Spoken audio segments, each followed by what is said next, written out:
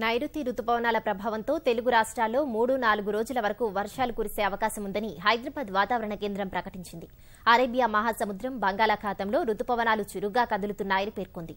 రుతుపవనాలు చురుకుగా కదలడానికి అనుకూల పరిస్థితులు ఉన్నాయని, అల్పపీడన ప్రభావం తెలుగు రాష్ట్రాలపై లేదని వాతావరణ శాఖ సంచాలకులు నాగరత్న వివరించారు.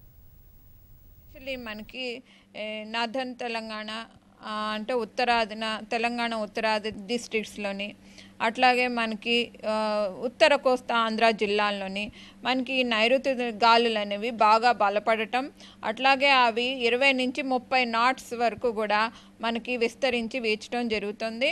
అట్లాగే చూసుకున్నట్లయితే మనకి మాయిశ్చర్ కంటెంట్ కూడా అట్మాస్ఫియర్లో 90 to 100% పెరగటం, మనకి ఇవన్నీ అనుకూలంగా ఉండటం వలన మనకి ఈ ఏవైతే ఉన్నాయి స్ట్రాటిఫామ్ క్లౌడ్స్ కానీ సిబి క్లౌడ్స్ కానీ ఫామ్ అవటం జరుగుతున్నాయి. సో రాగల 3-4 రోజుల వరకు కూడా మనకి తెలంగాణ రాష్ట్రం అంతటా కూడా విస్తారంగా వర్షాలు కురిసే అవకాశాలు ఉన్నాయి. అలాగే మనకి 1-2 చోట్ల కూడా మనకి ఈ భారీ వర్షాలు కూడా కురిసే అవకాశాలు ఉన్నాయి.